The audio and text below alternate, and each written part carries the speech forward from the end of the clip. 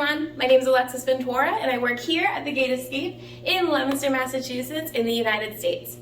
This is my video to show you why I should be Game Master of the Year. If you've already had me as a Game Master before, make sure to give this a like and a comment right now. If you haven't had me as a Game Master before, this video is going to give you some information about myself and how I Game Master so that you can vote for me at the end of the video. I'm almost going to guarantee you're going to want to. Without further ado, let's get into this video.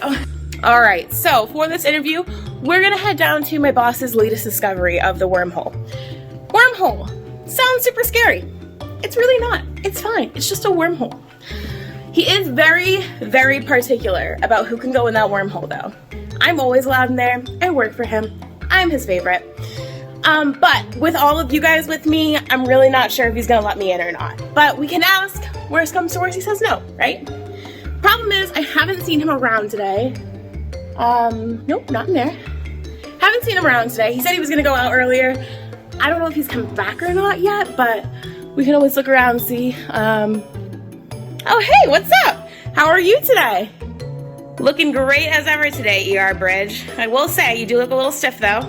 Might need to loosen up those shoulders a little bit. I'm here to do that interview for Game Master of the Year. Is it okay if I still come stand next to you and do that real quick? I'm gonna take that as a yes. Let's go. So I've been working here for ER Bridge for about 3 years now. It'll be 3 years in February, and it's been a great time working for him. What are some of your code names? Now, I don't really have any particular code name that people call me. Some people call me Lex. I like that. I don't mind it at all. A lot of people, if they just totally forget my name completely, they'll call me Mysterious Woman in the Sky if they want a hint. They're like, oh my gosh, Mysterious Woman in the Sky! Because our hint system is an audio system that goes through the whole room. But it's really funny to me. I like it. It always makes me chuckle. What are some weird and memorable experiences you've had while GMing? Now, let's see. I've had a lot of people that decide to become destructive when they can't figure things out. As far as taking keys and ripping them off of wires, or taking decorations and starting ripping them off the walls, or even taking a box that they can't get unlocked and prying it open. Those are definitely some memorable experiences that I've had. I think they are memorable because they made me just a little bit angry, but you know, memorable nonetheless. What is your favorite phrase to say while GMing? I have a whole bunch of weird and quirky phrases that I say to people. Like if they need a hint and I say like, okay, I'd be like, okie dokes, artichokes, here you go. Another one, if people get out, I'll be like, oh, you're such a smarticle particle.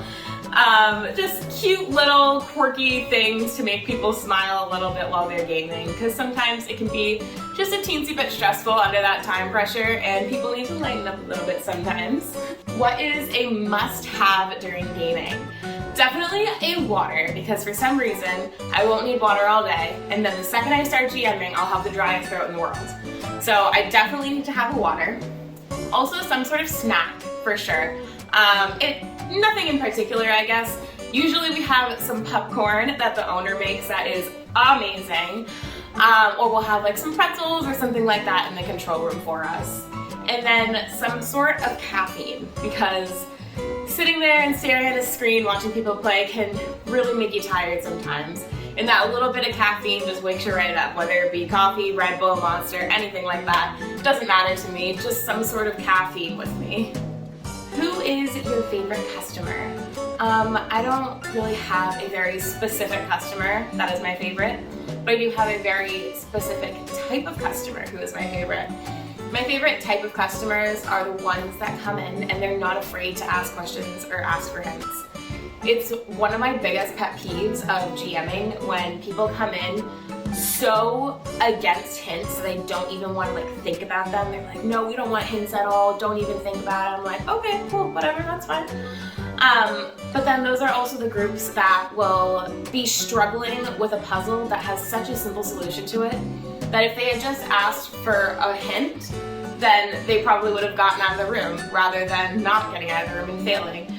I like customers that will take a puzzle, really think about it for a while, realize how much time they've used on that puzzle, and then admit, hey, maybe we should get a hint. And it's not like I'm ever gonna give you a hint that's just gonna give you the answer right away.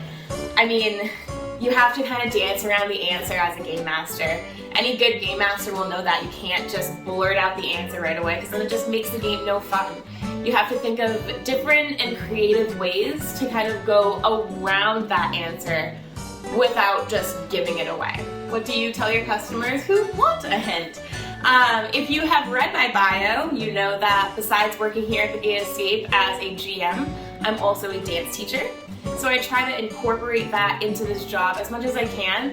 So if customers want a hint, I'll tell them to give me a little bit of jazz hands. And then once everybody's in agreement and give me those jazz hands, and they can get a hint from me. Do you play escape rooms? I do, actually.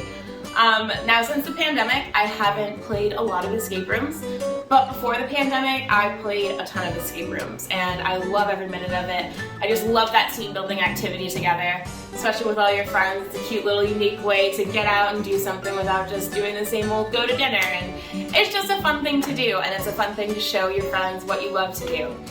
My favorite escape room that I have played, it's up in Nashua, New Hampshire, so not too far from me. It's at Key to Escape, and they have a room called the Alien Incident.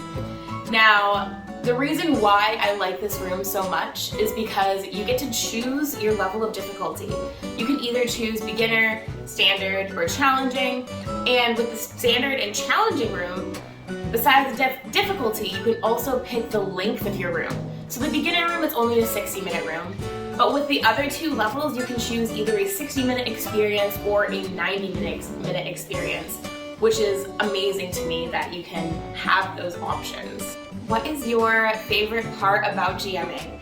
My favorite part about GMing has to be watching how different people's minds work. Let's say I have a full day of running the same exact room all day, so 5 groups. In those 5 groups, you'll see people solve one particular puzzle 5 different ways. It's just so amazing to me to see how the human brain makes connections and how they solve things. Even different ages. I can have a 12-year-old solve the same puzzle a different way that a 46-year-old would solve the same puzzle. It's just so interesting and so mind-boggling how people can think and how they do. If you could give one suggestion to players, what would it be? My biggest suggestion would be not to overthink. A lot of the time when you go into a room, you're trying to make all these different connections that make absolutely no sense.